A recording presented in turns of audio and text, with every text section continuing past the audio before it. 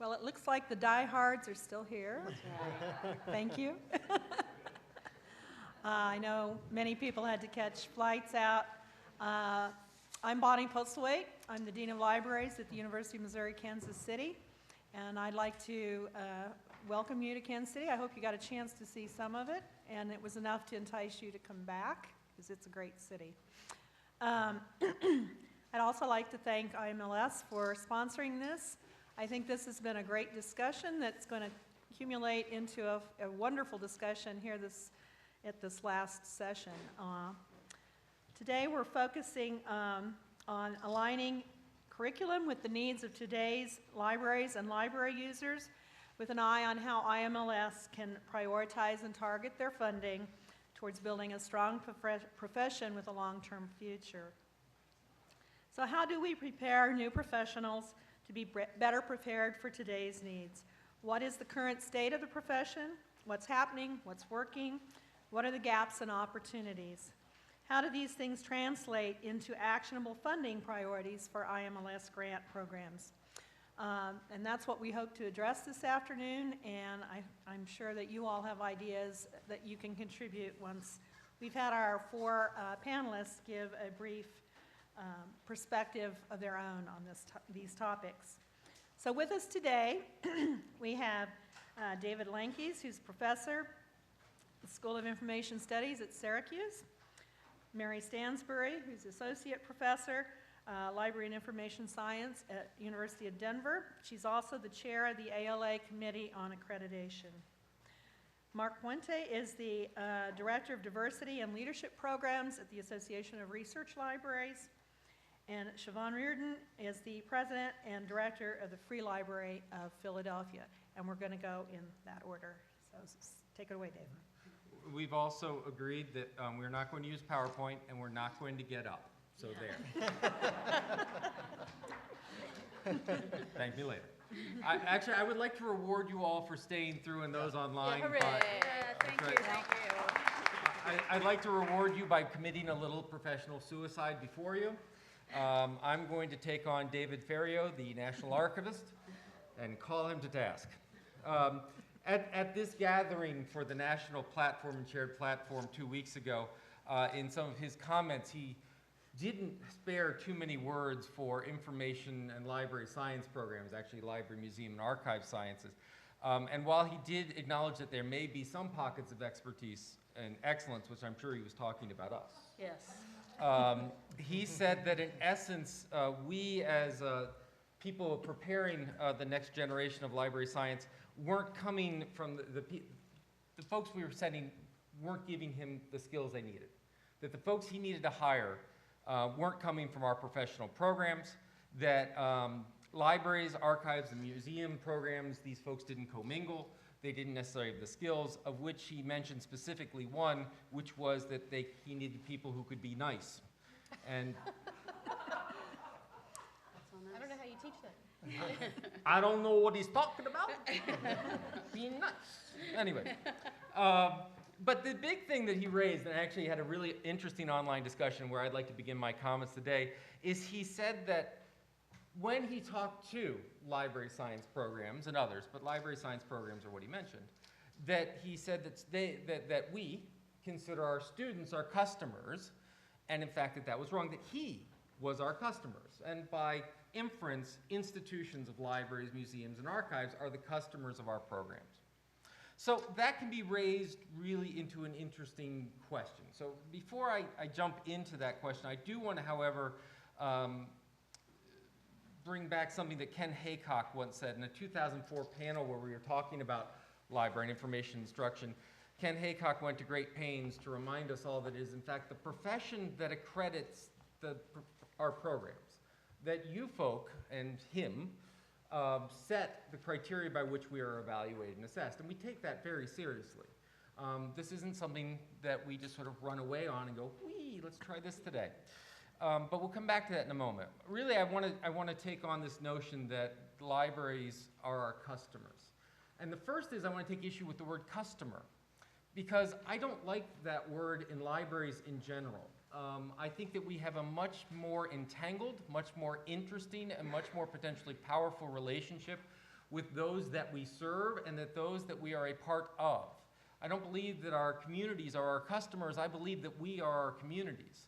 And just as when I talk about libraries and when I talk about library science professors and when I talk about library science students, I don't look at them as separate categories. I look at them as part of a profession.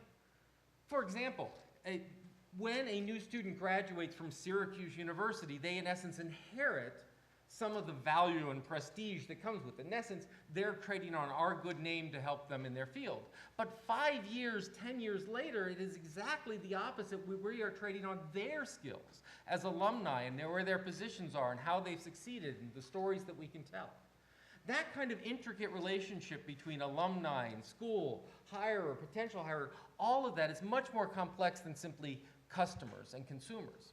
Just as I would hope that in our libraries, they're not just, this is why I hate the word user. You know, I don't think any librarian stands up and celebrates the fact that they have been used. And I'm hoping not too many people walk around going, boy, I used them good today. This idea that they are our members, they're part of us, they're our neighbors, they're our part of us. So that's the first. But the second is this challenge of who is the customer. I think the idea that the museums and libraries and archives, and in our case the libraries, are our customers come from a guild mentality that talks about the idea that we are preparing spare parts for a profession, and when the reference librarian dies, we wheel out the reference librarian and wheel in a new one. And while there's been great accusations towards the library science schools that we are not preparing the people you need, let me reverse this for a moment and say you guys are not keeping up your end of the bargain and hiring the people that we produce. That's what it takes for you guys to be the customers, 100% employment of our product. And it doesn't happen, and it's not your fault.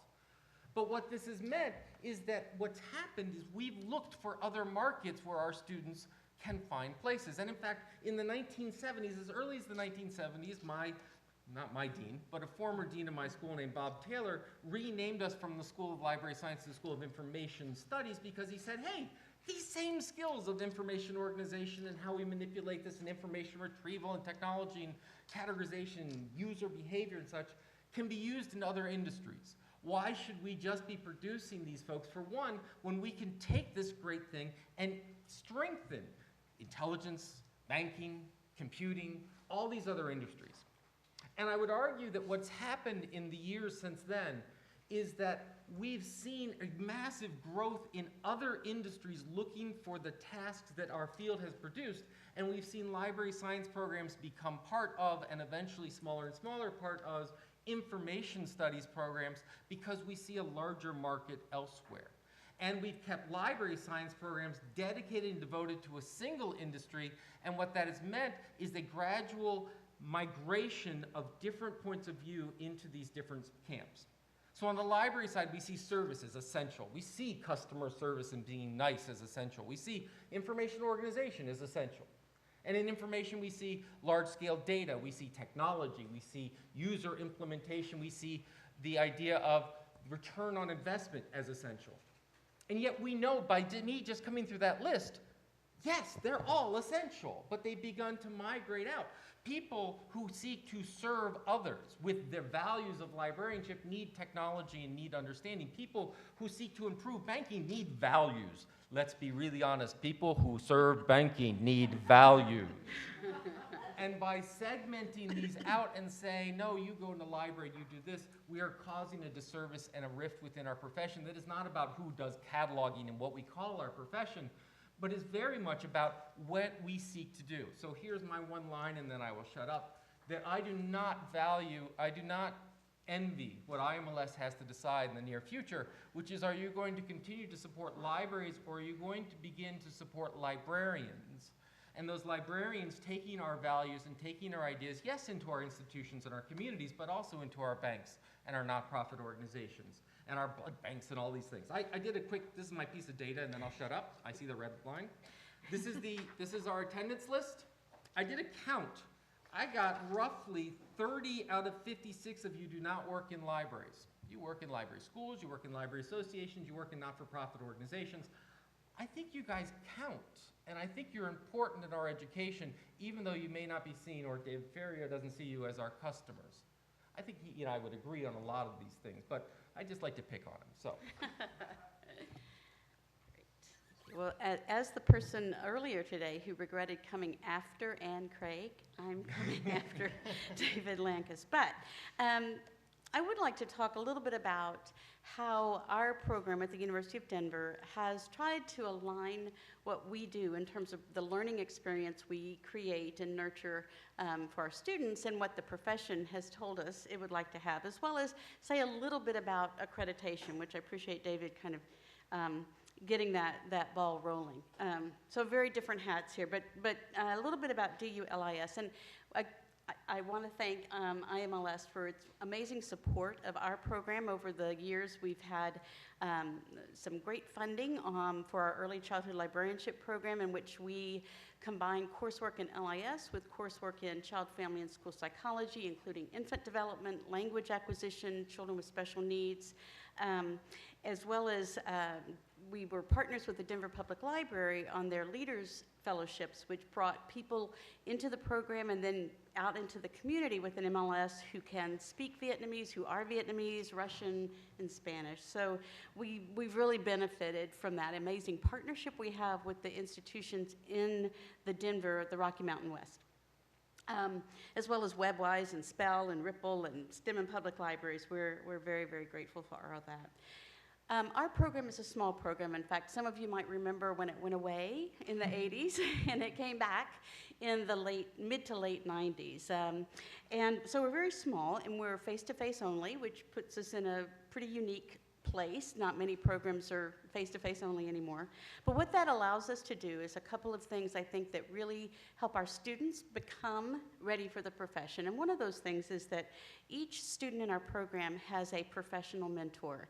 And just as a measure of how great the support is in the region, we have more mentor volunteers than we have students. So we've been very, very fortunate with that support. So each student gets to connect with the mentor professional really from the day they start the program.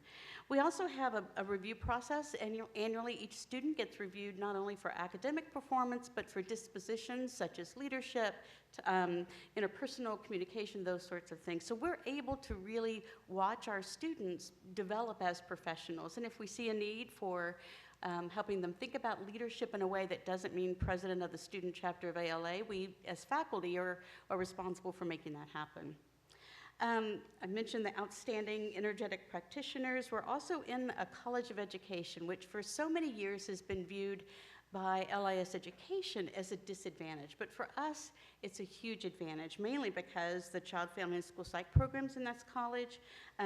Our partner program in our department is research methods and statistics, and we're actually working with them to develop a postmaster certificate in assessment and evaluation, so that's kind of hitting a button that some of y'all mentioned earlier.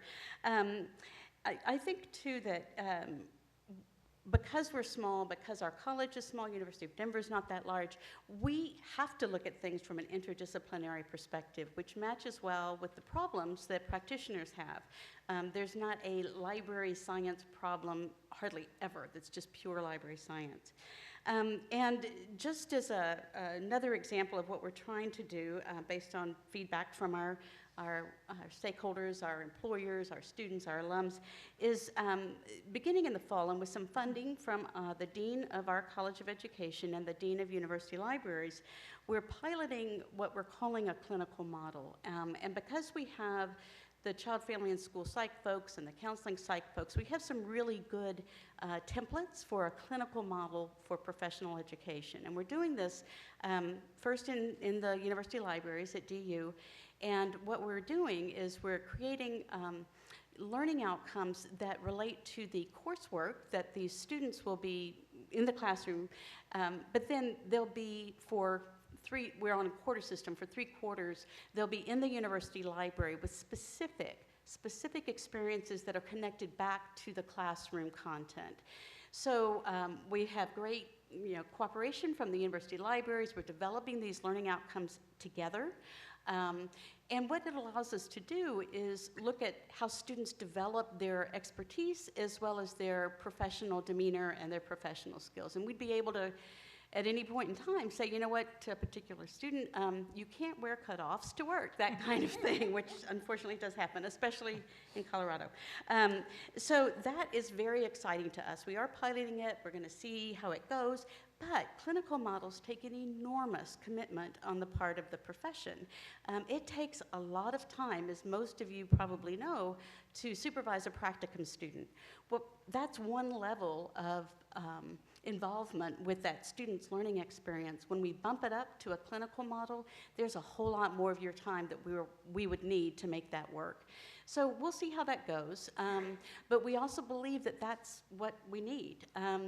For several reasons, certainly, again, as we hear from you all, that our students, graduates in a general sense, aren't ready for the profession, for work, I should say, which is different.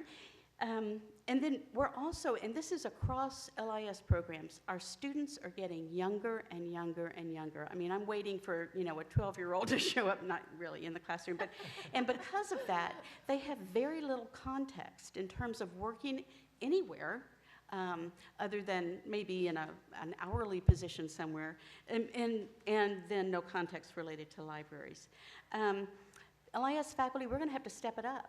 We can't lean back on the skills I acquired as a school librarian many years ago in Plano, Texas. So we're going to have to step it up so that we can meet the expectations of our practitioner partners. And then I want to say, I have a minute left, a little bit about accreditation. The accreditation is about program quality. Right now in our field, and specifically through the American Library Association, accreditation is the only professional-wide credential we have. And that's why, I think, in part, accreditation is looked to solve so many problems. But it's about academic program quality. Certainly, it responds to and reflects what the profession says are important things to learn, the values, the big ideas. But accreditation is not about saying what you should want from our graduates. It is responding to what the profession tells us. A librarian needs to know. Now, there's not a lot of agreement. If you look back at the core competences, which is, we have all these competency statements that really don't give us a whole lot of direction about what y'all need. So I wanted to mention that. Yes, right. That one is, hot button issue there.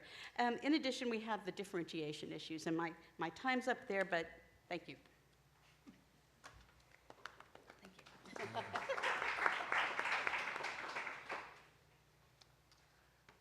So thank you for the invitation to be here. In high school, I was big into speech and drama, but extemporaneous speaking was my worst competition category. So I tend to script out everything that I say, so please bear with me. I'll try to be emphatic here and there, but I may not be quite as emphatic as David. But anyway, so my comments here are going to reflect, I think, what I see and what many in the research library community see as the current job market reality. That is the types of people that we're trying to recruit into our organizations at this time.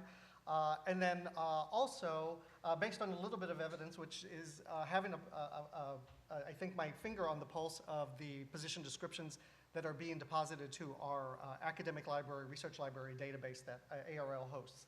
I'm also going to delineate a little bit here between the skills side and the competency side. I'll explain a little bit more what I mean, but I think there may be some taxonomy issues here, but I'll try to explain what I mean. But from the skills side, in terms of function and expertise, I think a lot of the sort of titles and roles that I'm about to enumerate here are going to sound familiar to everybody in this room, even to public and school libraries. So areas around data and digital curation. GIS specialists, right? Digital humanists, people engaged in assessment, user experience, but also in our community with an emphasis on alternative metrics, highly, highly important. People who are expert in flipped teaching pedagogies and in instructional technology. These are the people that we're recruiting into these research-intensive environments. People with that are able to support research focus that is kind of R&D makerspaces. We've had a lot of conversations about that today, those efforts today. Digital storytelling also as a pedagogy. Those with linguistic tools, we're hiring many, many digital archivists into our community. People who are familiar with post-custodial archives models, which puts the sort of curation role at the creator level. I can talk about more about that if anybody has questions. People who know a lot about open educational resources, and of course open access and open data. So people who have an in-depth understanding of the scholarly communication ecosystem. So these are the types of people that are really getting jobs these days. I also reported back in March at a Columbia University Library Symposium about the growing trend, and I'm just the messenger here, within ARL libraries, research-intensive organizations, to hire outside of the traditional MLIS pipeline. That is a reality. In fact, over the last 5 years, in our librarian database at ARL, we've seen really a marked increase in the number of positions that are being posted that have either the MLIS is not even mentioned. These are professional level positions that require no MLIS or don't even have the MLIS as a preferred qualification. So that's a trend, definitely. For some of those roles, I mean, I think, it's possibly very predictable in research libraries. Some of those are on the technology side, such as programmers, systems analysts, and other functional specialties. And so some others, such as HR specialists and marketing analysts. That's another trend in research libraries. But also, some of those position descriptions that are absent of that MLIS requirement are for deans and directors, for collections analysts and things like this. So who knows where we're headed with that. So, and also with respect to those instances where we're recruiting people into our organizations that have a high level of domain expertise or subject expertise, particularly hiring PhDs that have no traditional library training. So, what is our role in CD, PD, and in traditional LIS pipeline to prepare and assimilate those people into our community? Let's see. So the competency side of it, I'm running out of time. There's also a lot of talk in our community, and I bet in other sectors as well, about those competencies. And here I'm referring to mindsets, right? Dispositions, such as change readiness, right?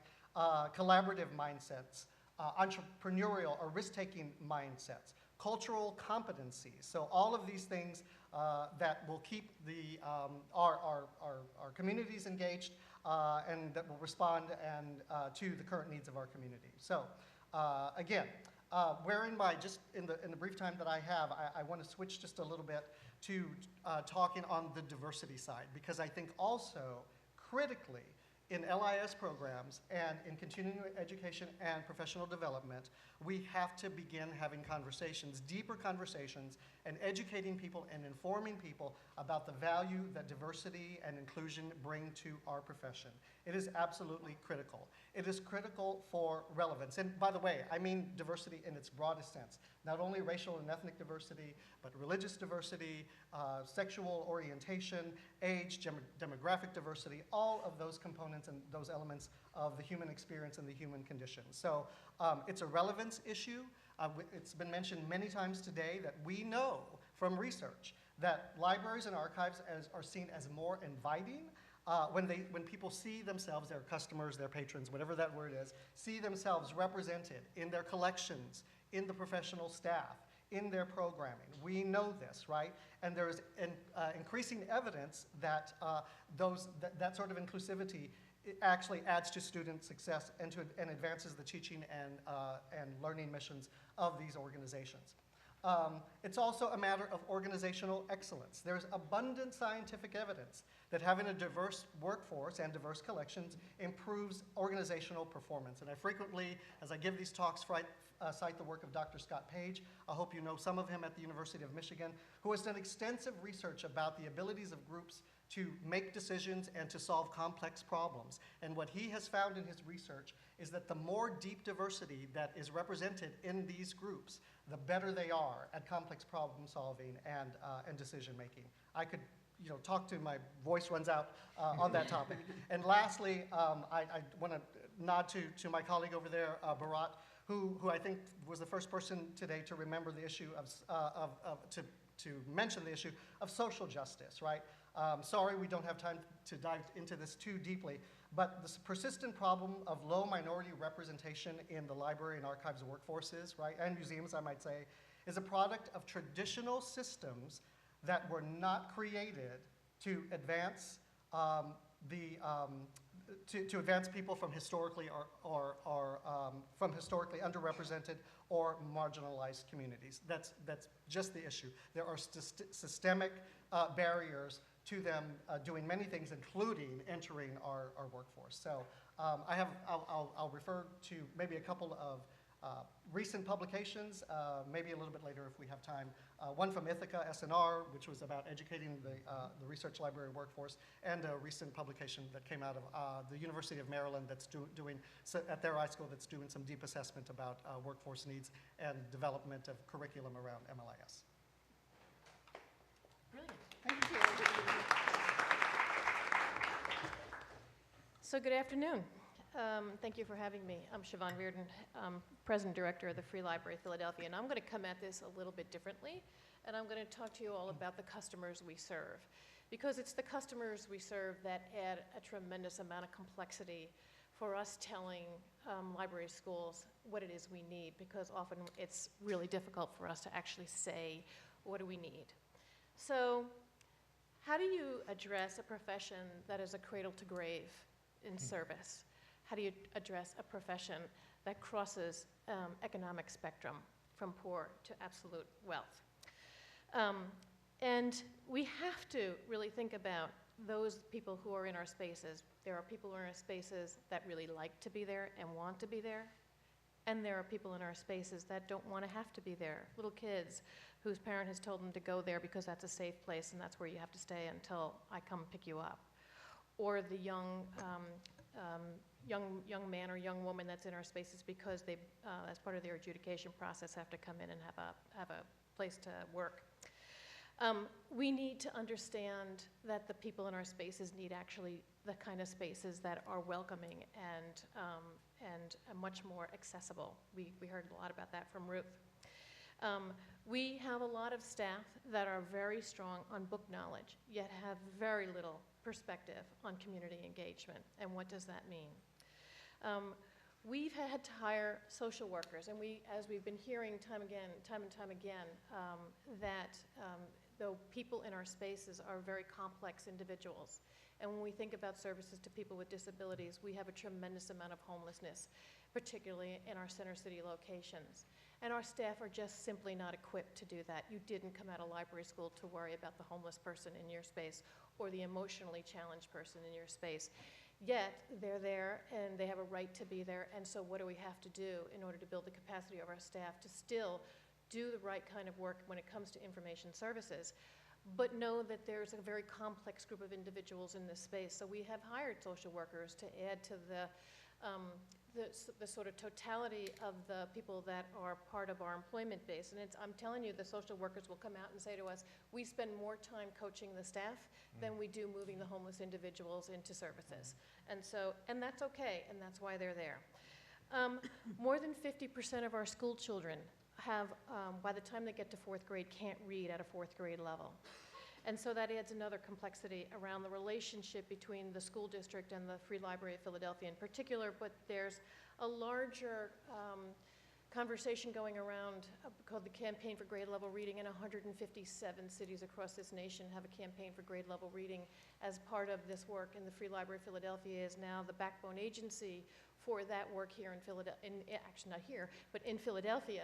And what that means is that we're leading a partnership. We're leading a collaboration of over 50 partners to begin to understand what is it going to take for us to create a community around the support and build the scaffolding for that child and that child's family so that by the time they get to 4th grade, they're reading at a 4th grade level. It's a very complex process, but the library is sitting at the middle of this, and that's a good place for us to be. In the poorer parts of the city, we are able to connect with constituents. So let me just talk, this is the hotspots conversation. So as you heard from Colin, the Free Library of Philadelphia received a grant from the Knight Foundation, and it was this was the pivot point for us because what we did was we built technology units in community-based organizations. And the reason this is significant is that these were in poorer communities. That was sort of the criteria for us putting these technology centers there. was that the people who came and used the services were people who never crossed the transom of a public library. Why? Because they had the presumption that they needed to be literate in order to come to a library. Remember, a lot of our infrastructure are these big, lot of stairs going into a temple of knowledge, and so we create our own problems in this space. And so the hotspots are meant to create that boots on the ground, deep in community, conversation in a space and place we never thought possible. And that was the pivot point for us to say, we need to stop waiting for people to come through our doors, and we need to barge through theirs and create the conversation. And then similarly, and I'm forgive me for who has the spell program, but we have a similar Words at Play program. And this is not librarians that we hired, but we hired local, we call them library coordinators, and they're people who come from these North Philadelphia or South Philadelphia, Southwest Philadelphia communities. But they are people who know the community. And in order to bring people into our Words at Play, this is a parent that had to come with a child. We went to the nail salons, and we went to the beauty salons, and we went to the barber shops. But it's people who know these communities that are helping us build the skill sets of our overall library staff. And it's not our librarians who understood to do that. It's not a criticism of our librarians. They are practiced in a very different way. But that speaks to a very important point, is that our librarians don't see themselves as community leaders, and they absolutely are. And I really would love the library schools to really take that on, is to really take us from a place where we are a very passive profession to something that is very forward and very assertive and almost aggressive, to the point where we absolutely are community leaders. And here's why. We have a presence and we have a practice. And when you think about information literacy being we're now a second generation of students coming through with zero information literacy skill sets. We had this conversation before. It's amazing how many young people are coming out of college and they really don't know how to dissect information. It's because of all of this loss from the early years. And we spend a lot of time with our staff. I got that 3 minutes. I get very passionate about this, can you tell? But it's really about how you move an old urban center, a city that has tremendous amount of capacity. It's about how you think about our staff are involved in one of the most civically engaged cities, yet don't know how to give and deliver really good civically engaging programs. Which talk about, so let's talk about the trouble with the school system. Let's talk about the issues around race. Let's talk about the things that are challenging to the cities. We're in the middle of a mayoral race. Let's have those conversations. We were not the ones that produced the debates. It was other organizations who used our spaces. And you know, it's just, and I'm just going to circle it back to say, there's a reason we have a conversation around, you know, how do we stop being all things to all people? We can't afford it, we're not good at it. And so let's narrow down the skill sets to say, in our strategic plan, we said, we're gonna focus on 5 strategic areas. And the 5 strategic areas are children under 5, families, people in the workforce development, people with services to persons with disabilities, and the small business and entrepreneur. The reasons we're doing this is that these are the people who are really exacting high levels of our librarian services. And this is where the librarian really does need to exact all of their learning skill sets, so that we're actually raising the capacity of the librarian to work at a very high level and bring lots of scaffolding underneath that librarian on the community outreach. But I really do see the fact that as we reorganized our system, I know I'm meandering, but that's okay. You just have to follow me somehow. But we had to restructure our system because of the financial distress that we were in. And to understand that we broke our system down, we're a system of 55 units, into smaller clusters. And one of the biggest responsibilities of the community, of the cluster leader, is to build what we call community councils. And this community council is made up of police, fire, sanitation, community-based organizations, you name it, faith-based organizations, the schools. It is the toughest piece of, they can do all the professional development, they're really good at, they can do a lot of the base work around management, but they cannot do this new job of creating community councils. They do not know how to do it. They are not community organizers, and they are not people who are traditionally work in partnership capacities, and we need to really help figure that out too. Did I do it? On so many levels.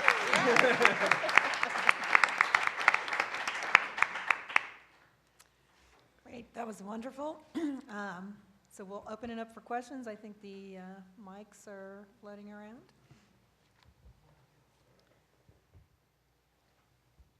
So I have two questions, really. The first one, as you... Name and... I'm sorry, Gail Dickinson, Old Dominion University. The first one is as you were talking about what the librarians at library schools produce, my area, of course, as a graduate associate dean in a college of education, is to compare that with classroom teachers. And classroom teachers are evaluated very strictly, have tremendous amount of pressure on them. But there is more or less, fairly or unfairly, a universal standard of expectations for what classroom teachers are supposed to do. I mean, the good classroom teachers are this, and we can draw with some variation the box. Does that exist, my first question, for librarians? Or is there a universal standard by what we should expect of a librarian just out of library school? The second one is a model that I think was either Tennessee or Kentucky. They presented at a conference. The State Department of Education had devised a formula for putting the praise and or blame of classroom teachers on whether or not it was how they were prepared or whether it was the school in which they were teaching. And the first year out of the preparation, it was 100% the preparation. You know, it's your fault. It's great, you did a great job. But the percentage went down from the preparation and up from the school in which they worked until at the end of 5 or 10 years, if a teacher was not performing, the blame went back to 100% the school division in which they taught. Yeah.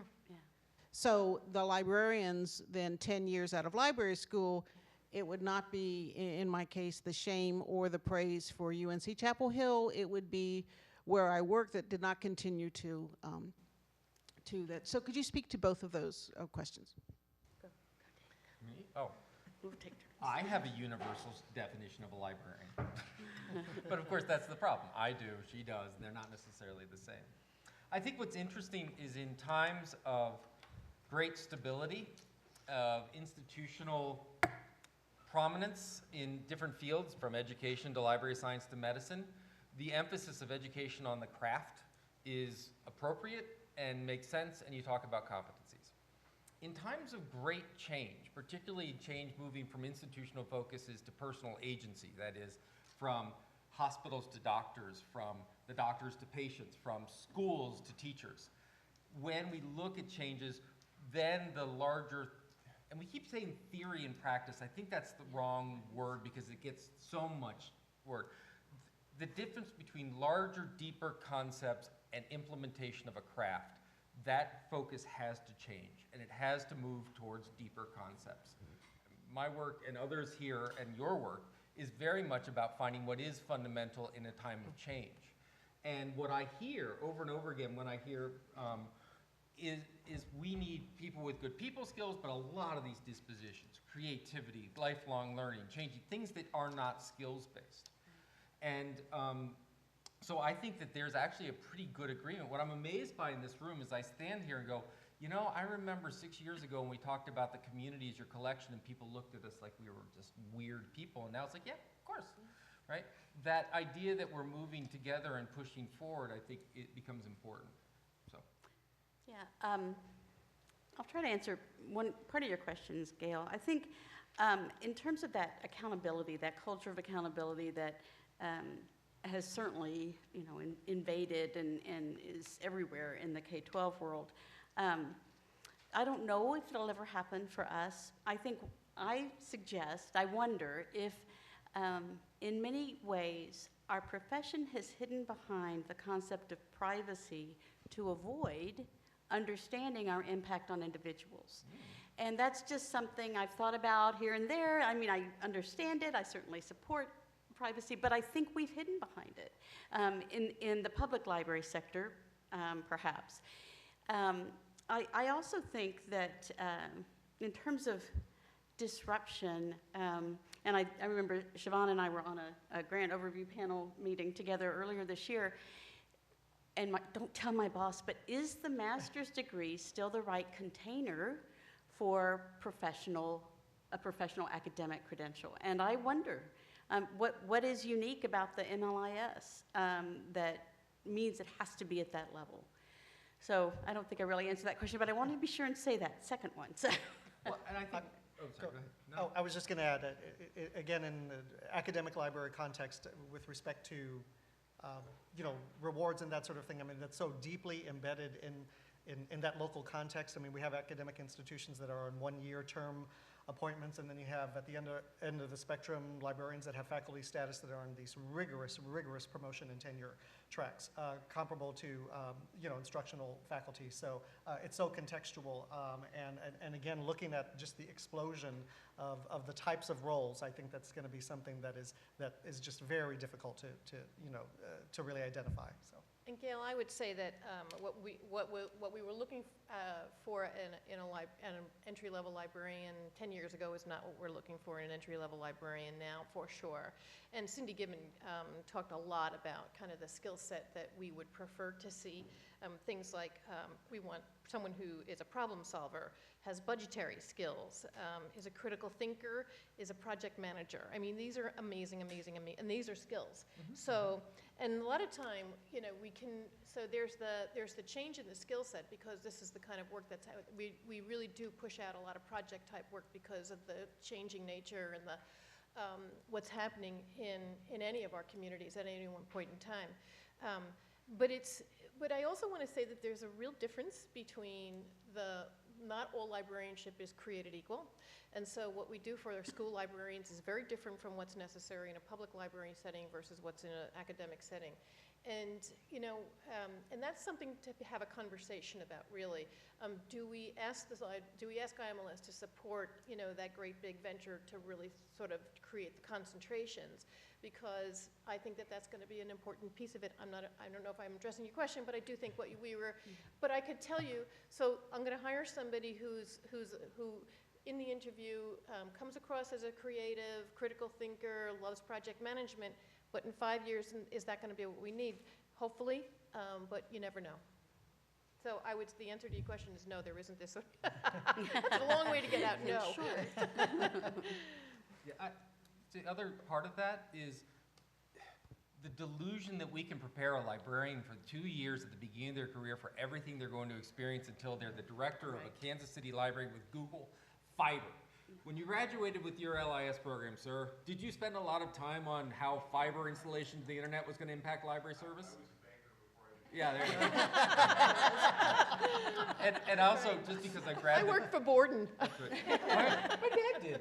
Oh, and just before I give up the mic, there are some people on Twitter that would be remiss if I didn't say this, which is back to the obligation, which is you guys can be extremely tired, and it is legitimate criticism and an open conversation we should have about whether our students are prepared. I don't want to pick up Mary's. I am sick to death of sending brilliant students into the shredders of mediocrity. I agree. Right? Yes, I agree.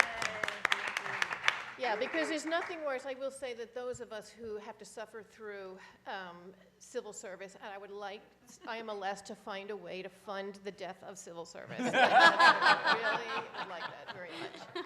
Because that is just, because you can hire the most creative, energetic, wonderful librarian, and if they have the wrong manager, that it is a terrible. So we work a lot on the management skills. Yeah. But let me also say, because a lot of the library schools aren't aware of this, is that because we have such movement in my library system, and I can't imagine it's not the same in other public libraries, within 18 months to 2 years, we're taking that library student and moving them into a management. They're the head of a neighborhood library in a very short period of time. So the management skill sets is really a critical piece for us. Hi, so my name is Ishelle Faniel. I'm at OCLC. I guess I was going to start by asking whether or not, just reflecting on the day that you thought curriculum changes were necessary and what those might be. I think today we heard a lot about social and health partnerships and services or hiring social workers. So is that something to think about in terms of joint programmatic activity at the university level? But I think my other question is kind of whether or not you see this connection and maybe a partnership between curriculum development at a university and graduating an MLS student versus the continuing ed, and kind of what's that arc and how might you see yourselves working together to kind of prepare these people over time as things change. So. The very large answer, and then I'll shut up, is that we right now have a commencement model. We begin people on their careers. You know, they're going to be an engineer, we give them a bachelor's degree. 5 years, it gets sour, they're going to move to management. We throw them at a master's degree.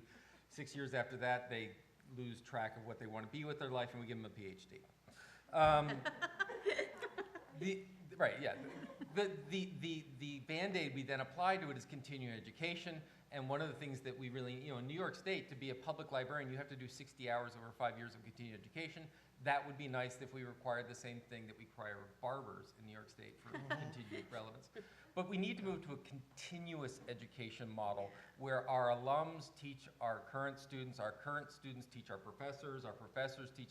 That idea that I may not be the best person to do these field work, I'm stealing the mentoring idea. I didn't invent it. I'm So. stealing it. Yeah.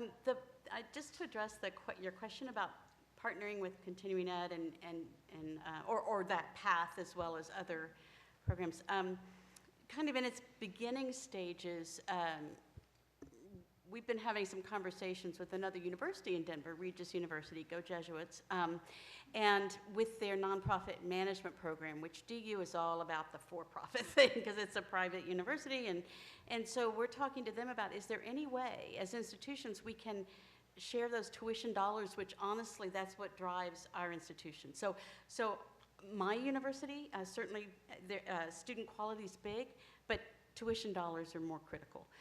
It's a responsibility center management model in almost every university I know of now. So partnering with another institution is very challenging because that means those tuition dollars are split as well. But the investment in a new curriculum, additional faculty when it comes to public administration or nonprofit management is still, that's a big dollar amount that maybe that can be mitigated by a small amount of tuition dollars that go to Regis, that come here, that go to Regis. So we've been talking about that, as well as the early childhood piece with our child, family, and school folks. So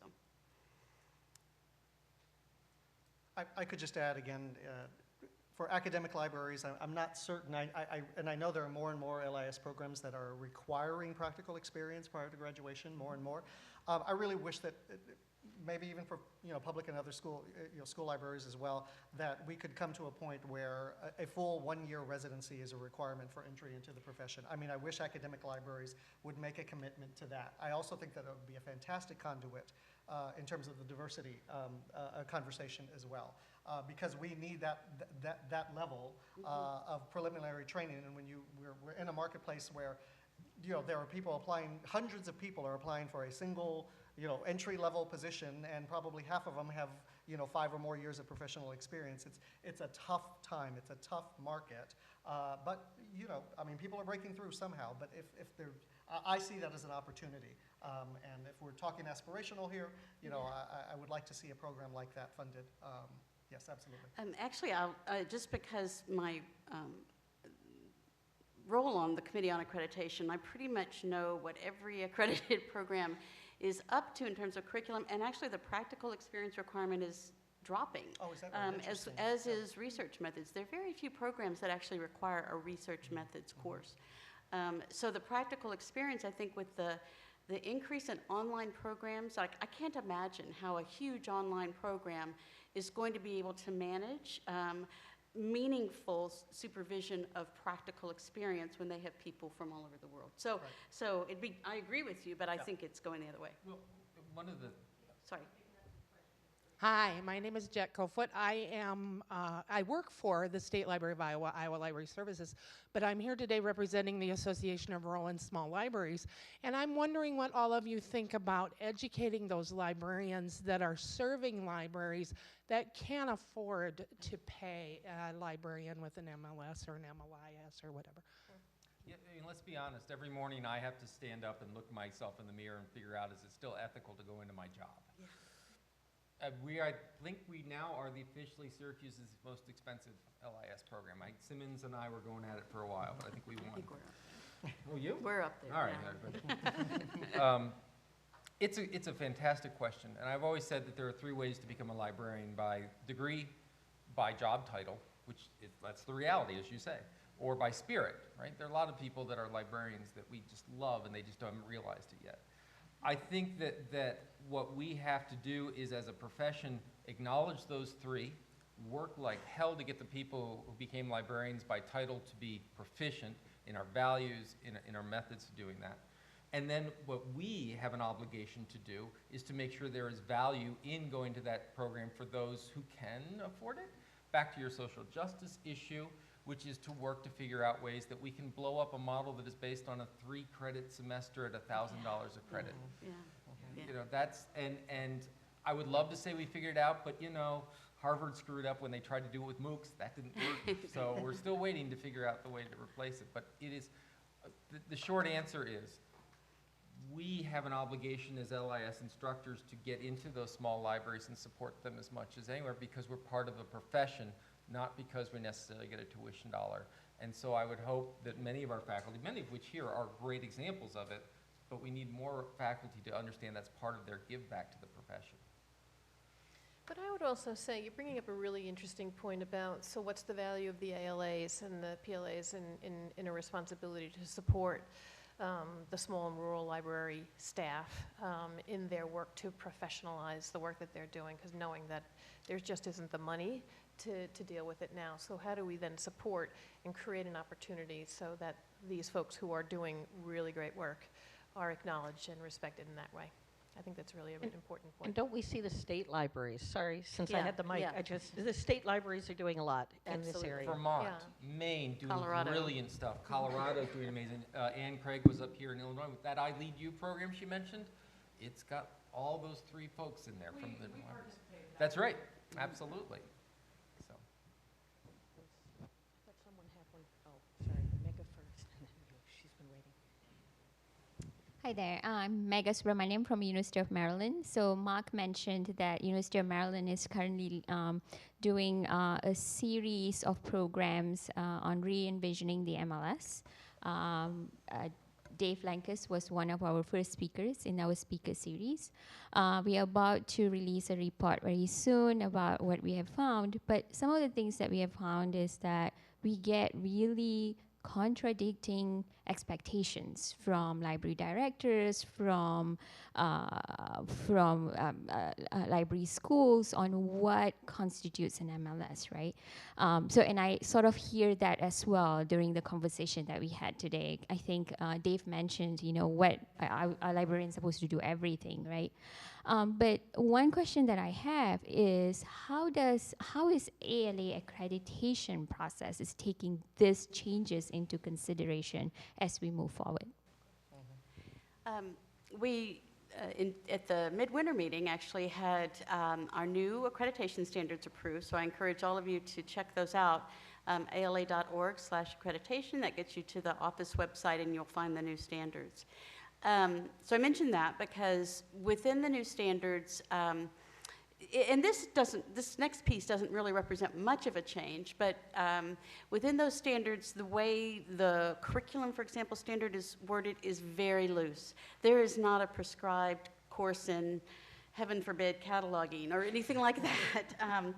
And so the standards are actually very, very flexible because it's about indicative rather than prescriptive.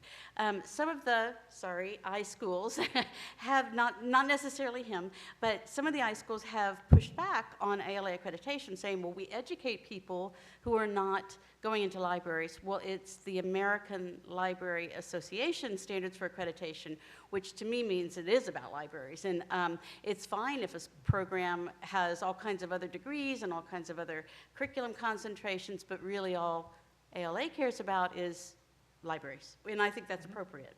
So. I wouldn't disagree. Yeah. Thanks. I wanted to respond to my... Oh, yes, sorry, thanks. Bharat Mehra from University of Tennessee. And I want to respond first to my colleague from ARSL's comment that you had made. And we've been very fortunate by IMLS to be supported by the Information Technology Rural Librarian Master Scholarship Program. First time there were 16 paraprofessionals who we were able to recruit from the 9 states in the Appalachian region.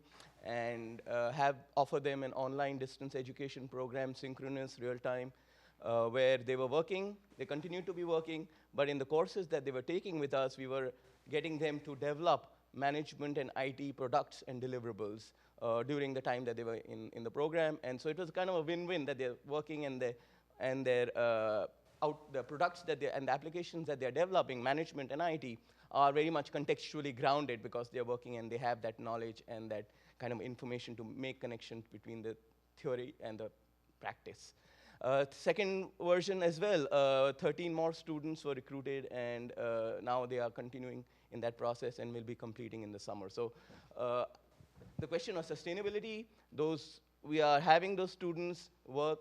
Of course, they are continuing to work in those settings that they are in. So they are engaging with their staff, and they are using some of the things that they learn in taking their communities and their libraries, as well as the services that they provide to them further. So that's one way to respond to that. I had a question for the panel and to the audience. I'm kind of surprised not to hear, as you mentioned, about the tuition pressures and pressures from the top administration, low recruitment numbers. Many high schools have moved towards undergraduate, wholeheartedly making full, huge-scaled undergraduate degree programs. And that is, of course, having pressures on the limited staff and faculty who are involved in MLS training programs. And that does impact the nature of libraries and what kind of professionals we are able to bring out. So what is the response of the audience and the panelists in terms of the tendency to now are we moving towards undergraduate programs, which might be more than libraries, information professionals and other ways that they have been articulated and described? Thanks. The creation of an undergraduate program at the I School of Syracuse was probably the best thing it ever did. I was a doctoral student as that firm grew, and I can tell you, as a doctoral student, I felt every year I got a little less attention, So, this is what you end up with an undergraduate program. But I'll tell you the good and the bad. The good is actually it gets you more resources. It gets you tied directly into where a lot of administrators pay a lot of attention, which is at undergraduate enrollment, much more than they do at the graduate level in a larger, particularly research university. It brought in a great diversity to the people within the school. It brought in a lot of opportunities and changes. So on the whole, I'm a big fan. It brought about 2 students every 3 years into the LIS program. What they do is they go into a master's in information management. Why? Because our undergraduate is in undergraduate information technology and management. So there's a clear track into the graduate level. I'm not sure I could recruit undergraduates directly. We get some, and they're brilliant, and they're wonderful, and a lot of them don't understand it, but it comes back to the idea that they still identify a library and a building. And so could we do better?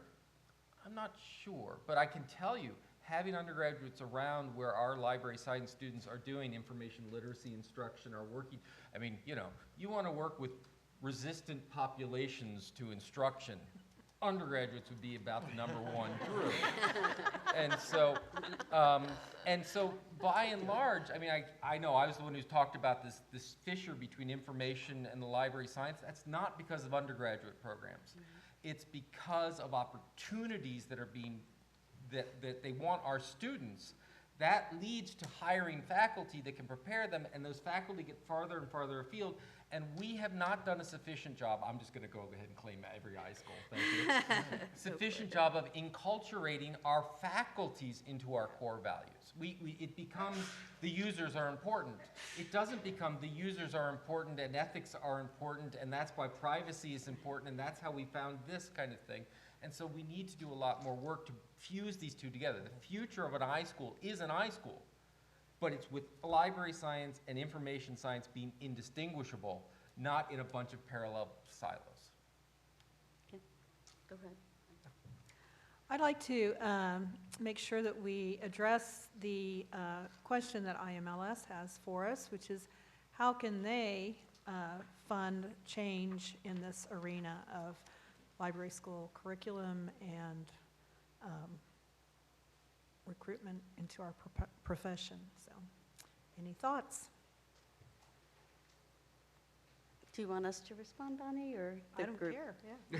Well, I guess the question of the container, the best container or the most useful container for indicating that someone is prepared to enter the profession, whether that be a bachelor's degree, a master's degree, a certificate, trying to understand what is valued about advanced education in library science, value to the community, value to the profession, that question.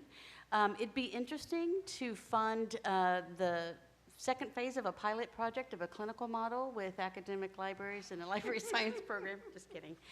That would be interesting. A little self-serving there. But I also wonder if this question of interdisciplinarity might also be one of the guidelines. I believe I'm right with the present guidelines are limited to PhD programs in library or information science, and not in my example that I'll give, research methods and statistics with a concentration in assessment or a concentration in library science or a concentration in institutional research. So that one guideline I think might be an interesting one to look at in terms of broadening who we get with the PhD.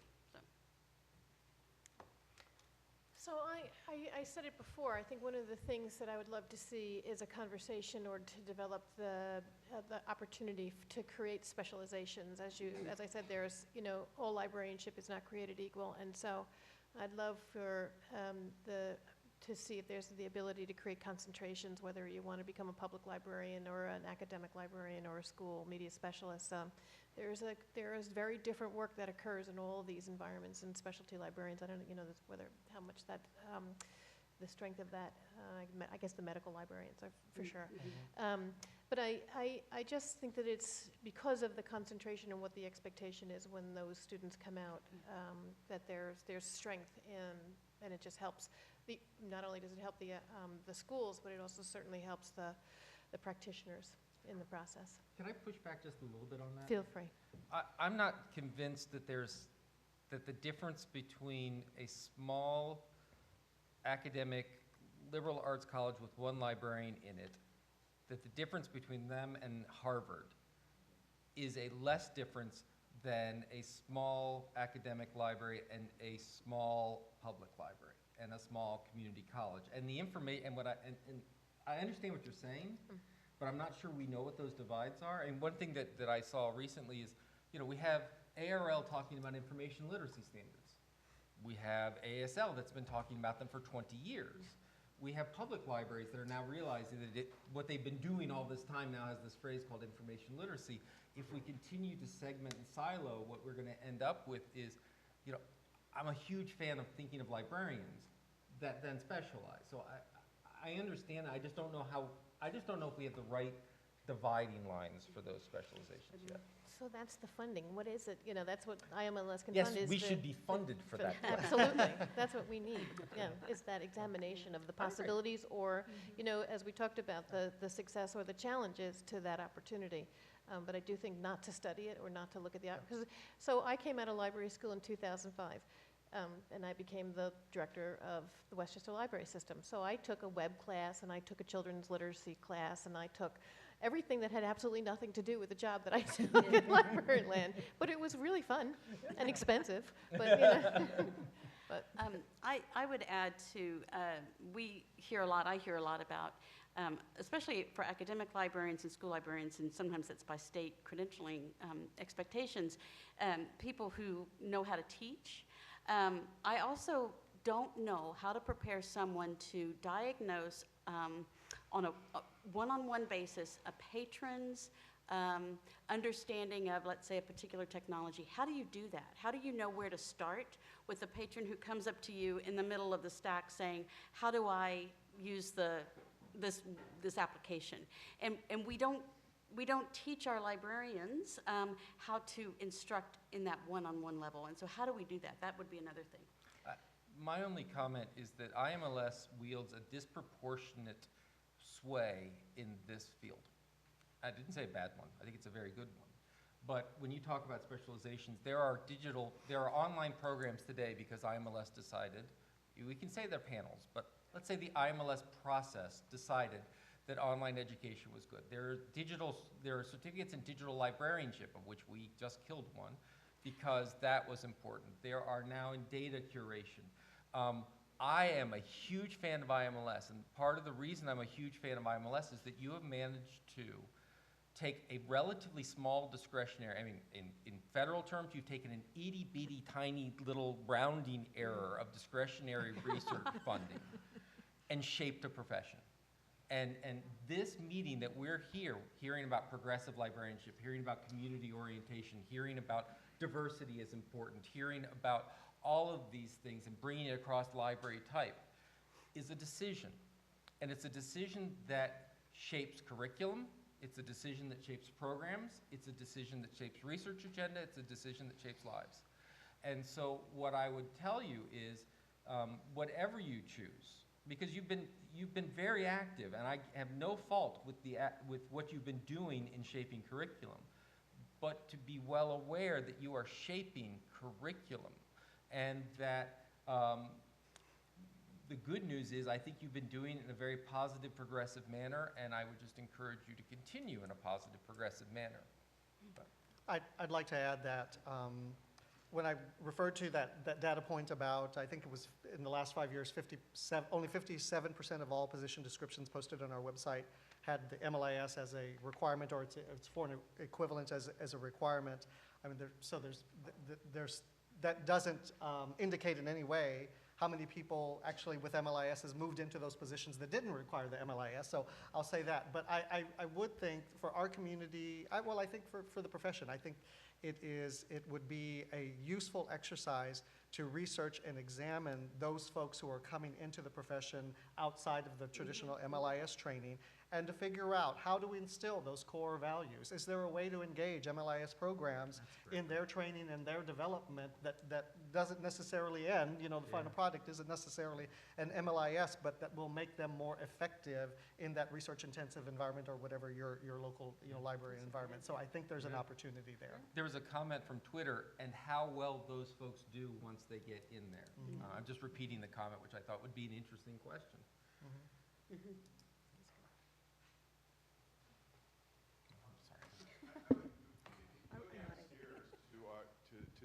To the first floor, and you'll see that right next to the gallery where we have the eminent domain exhibit that you should look at, you'll see we're about to create a computer area, and you'll see some pictures of it. And the people that we're going to have manage it are the rest of our computers. If you look at the third floor, the fourth floor today, it's reference librarians who are managing that area. Reference librarians who are answering, what's a URL question, how do I log on, how do I get a Gmail account, kinds of questions, which is a very high percentage of our reference questions down there. The highest, of course, number of questions, reference questions, highest percentage is whereas the bathroom. I thought it was, did you find a thumb drive? Right, exactly. And so we're going to do, and I learned this, I think, I hope I'm right about this, when I first went to the Seattle library, and I saw a big place on the third or fourth floor where they've got massive number of computers, and I went up to the desk and I asked them who they were, who the people at the desk were, and they were part of the IT department of the Seattle Public Library, not part of the reference department. And the people we've hired are not part of our IT department, but they are IT-trained professionals who can help people do what they do transactionally on computers. And my point there is that, I mean, it's a point that actually all of you have been making, but I think that there's a huge change in who we are, and much of it is driven by technology. And I think it's that we have been very slow. Library schools, of course, have been slow, but there are plenty of courses about this. But that's not what's valued in library school, maybe for good reason.